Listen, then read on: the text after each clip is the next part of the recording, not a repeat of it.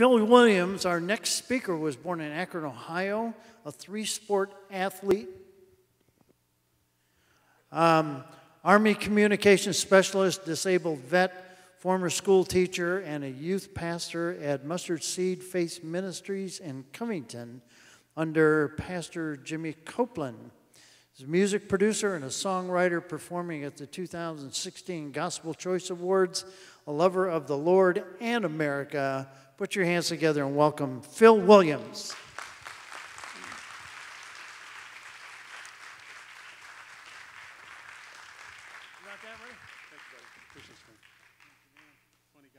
He's my son. Yes. He's my youngest son. We're like twins. Amen. God bless you guys. Yeah. Don't adjust your glasses. I'm tall. No, it's Ms. Robbins, I thought you had it hard. Starting, imagine being the one that's holding up people's lunch right now. That's amazing. No, but thank you guys in the back row, our vets back there.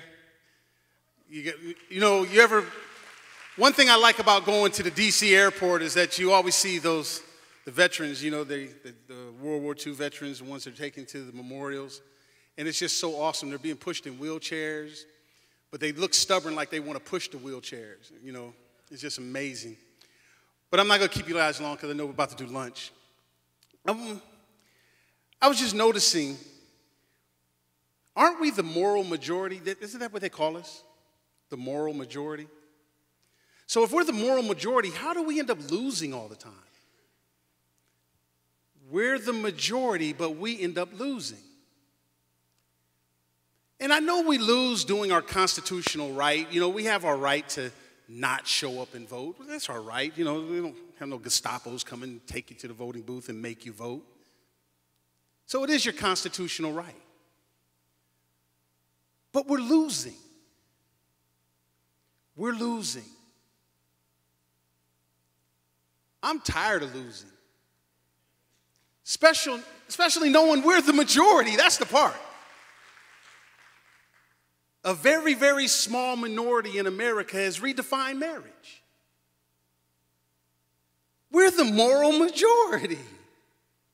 How does that happen? Because we're instituting our constitutional right not to show up. But we're losing. We want to win. So this is what I want to share. This is what I think I came up with. I don't think I'm brilliant or anything like that, but it's kind of interesting. If you guys listen to my radio show, I say it's easy to understand, but it's hard to swallow. I'll make it very easy to understand. This is going to be hard to swallow because you're not going to want to admit that it's your fault implementing your constitutional rights. That's going to be a hard pill to swallow. But we're losing because we're not showing up. And I believe Marty, he explained that very well. We're not showing up. We have been fundamentally transformed into being behind a personality versus a principle. While the people who are fundamentally transforming us to be behind a personality are standing behind their principle, and they show up.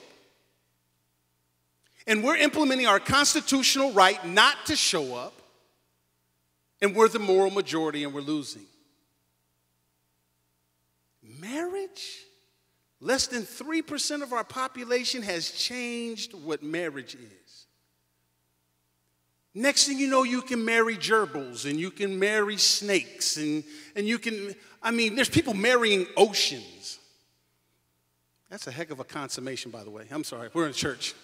But do you see what I'm saying? It's easy to understand, but it's hard to swallow. They call me the lib flipper.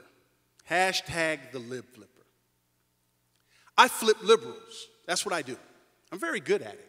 Some people flip cars. Some people flip houses. I flip liberals.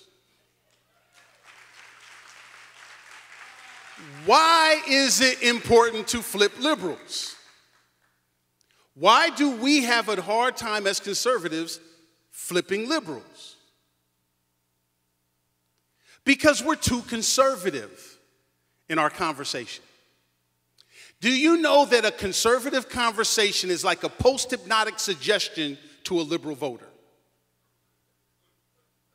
It is.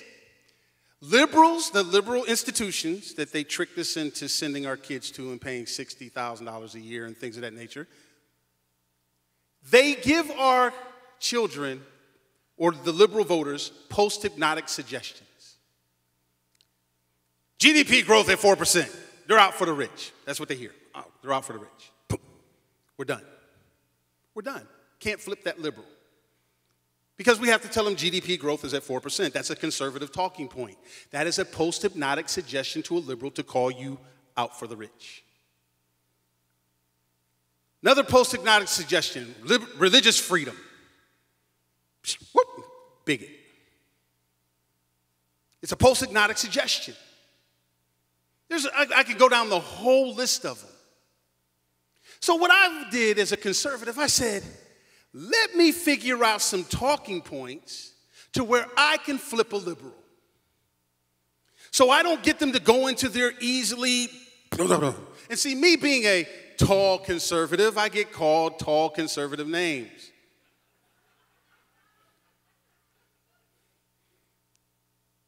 House conservative. I hope you guys can read between the lines here. But me being a tall conservative, I get called tall conservative names. I'm telling you, I go through something that other conservatives that's tall like me go through. And trust me, the post-hypnotic suggestion that they call me is really, really interesting. But this is the number one key to flipping a liberal. You got to give them a history lesson. This is what I do. I give liberal voters history lessons, especially the ones that's tall like me, the liberal voter that's tall like me. Because unless we reach out and flip liberals, the conservatives implementing their constitutional right to stay home, we will not make up the difference to save our freedoms. We must flip liberals while conservatives implement their constitutional right to stay home. We have to make up the difference.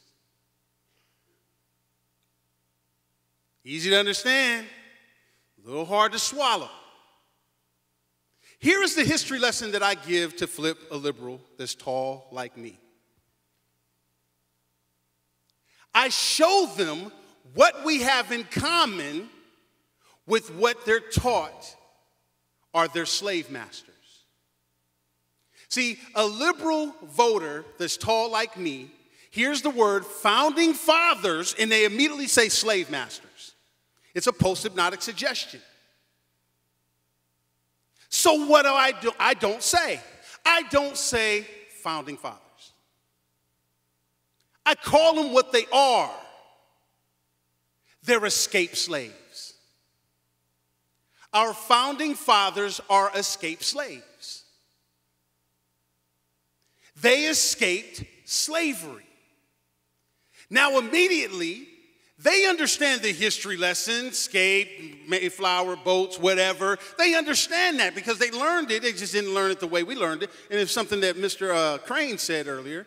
They know. They just don't know what you know. They know it different. They know the history of this country and they're taught it different. So don't say they don't know history. They do know history. They just know it different. And you probably paid for it. You paid the educational system, Ms. Robbins, to teach them something different about our history. But they know it. So when I call them our founding fathers escaped slaves, I can prove that. You can prove that. And then I share with them, what do they have to do to escape slavery? They have to plan. They didn't just wake up one day, hey guys, let's escape. Okay, cool, boom, get boats and go. No, they didn't do that. They had to plan. Now, through their planning, they have to coordinate, they have to do it in secret, they have to change their language. It's like the very first founding Ebonics or something. They had to come up with some kind of creative language so that the king and the queen, the people who was enslaving them, did not know what they're doing. And then they had sellouts too. See, you see the language, us tall people, we use the same language, but guess what? We don't start it out right. We start out our conservative conversation that gets into their post-hypnotic suggestion, and we lose them. See, because our founding escaped slaves have something in common with what they know about slavery. And they had to plan, and somebody squealed on them, snitches. And then somebody goes and does this, just trying to get an extra piece of bread. And then they try to go suck up to the king and the queen, trying to get some favor. I mean, see, the same thing. They cannot run from the education because they can relate to it. And then as they planned, they had to save their resources. They couldn't go get a free boat. I mean, I'm telling you, you know, they didn't have EBT cards. You go swipe and get a boat. They didn't have that. So they had to pool their resources, and they had to go get favor with somebody who sells boats, or they might even have to make some boats. I don't know. But the point is this. They purchased boats, right? And so now they purchased the boats.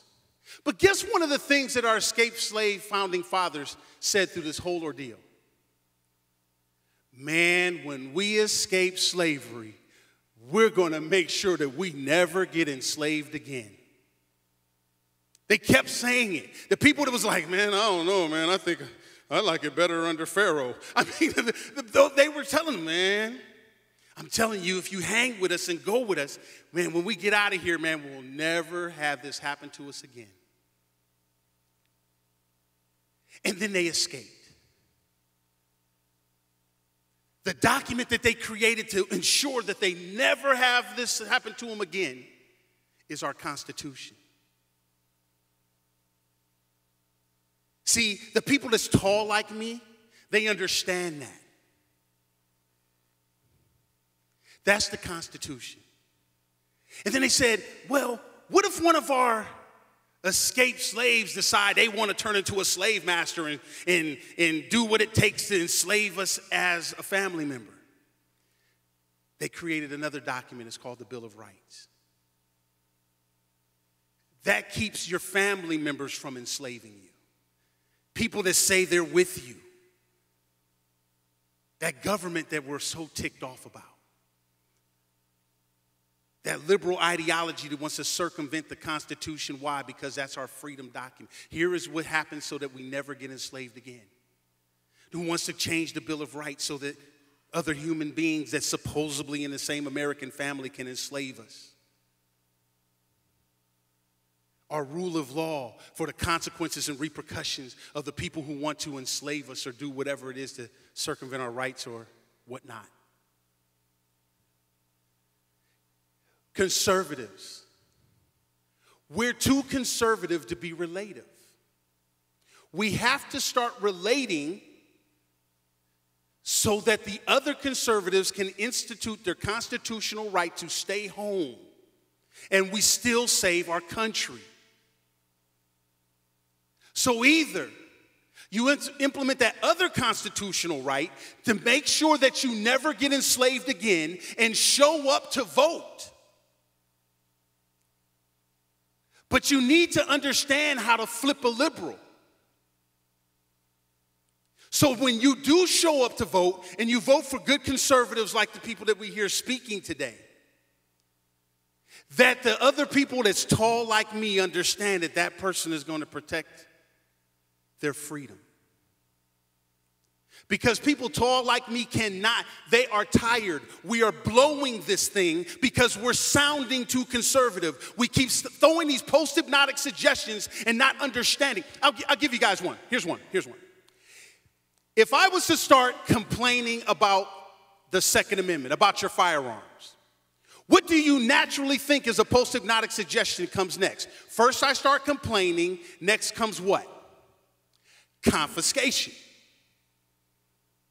Isn't that how we feel when liberals start complaining about our guns? And then once we say, man, they're coming to take away our guns, what do? We go out and buy more guns. We go out and buy more ammo. And we stockpile and this and that, and even if we got a little shady record, we still conservatives, and we still go out there and we try to make sure. Am I right or wrong? So first comes complaining, next comes confiscation, right? Let me show you what we fall into as conservatives. Not understanding. Liberals give them all free TVs. We start complaining. And so what comes after complaining? Confiscation. So we start complaining. The liberals keep giving them all free TVs. Give them free TVs, free TVs. And the liberals go, see them jokers over there complaining? If you vote for them, they're going to start confiscating them. The same way we feel. Why? Because one, we're humans, endowed by our Creator. We're the same. We're the same. They're just liberal. So instead of us complaining about their free TVs, why don't we give them something to watch on it? Why don't we take some of our resources? It's obvious we got them because the liberals keep telling them, the conservatives got $2 trillion on the sideline. So why don't we create something, give them something to watch on their free TVs? That has some morals and values to it. Let it be creative. Don't give them a bunch of post-hypnotic suggestions. Oh, Christian film. Then they go bigots. No, don't give them post-hypnotic suggestions. Guess what? Jesus did it. Jesus didn't run around saying, God, Jesus, I'm the Son. He didn't do that. He was all things to all people. He gave them something to think about. He gave them something to watch. He gave them something to marvel over. And then when the people benefited from what they marveled over, Jesus was able to say, if you elect them, they're going to take it away.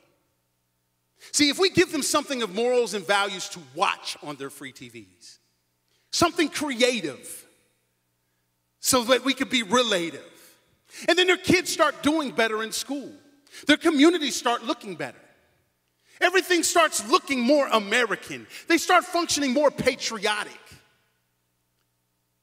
Then when the liberals find out it was us conservatives that did it, they're going to do what? Start complaining. And then we're going to be able to say, well, if you don't elect Mr. Marty over there, they're going to take away your kids' education. They're going to take away the progress that you had in your neighborhoods.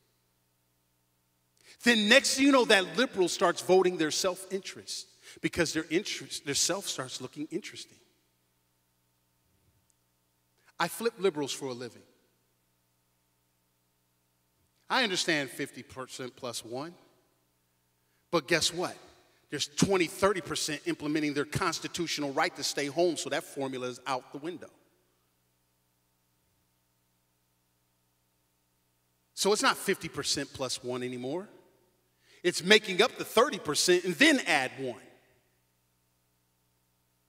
I'm telling you guys something. We think our religious freedom is under attack, which it is. But there is no group of people under attack more than a liberal voter. So while we're protecting our religious freedom, when we have God and we can do all things through Christ Jesus who strengthens us, what are we doing to go point out how the liberal voter is under attack? That was liberal voters that got massacred down there in Miami with the help of their liberal president bringing in their Islamic terrorist thought process people. Turn on the TV. Those are liberal voters being attacked by liberal voters down there in North Carolina and Ferguson's and all those things. Those are liberals under attack. Turn on your TV. Those are liberals being poisoned in their water in Flint, Michigan. Turn on the TV. Those are liberals doing it to liberals. There is no other American citizen under attack more than a liberal voter. But since we don't know how to flip liberals, they just keep flipping us off, supporting their own demise because we're not creative enough. We're not relative enough. We have to bring creativity to conservatism.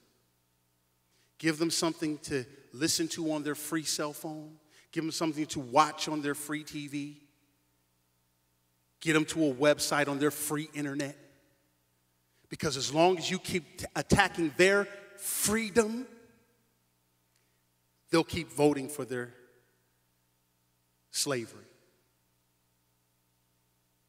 Easy to understand, but hard to swallow. I'm Phil Williams. Thank you guys, and God bless.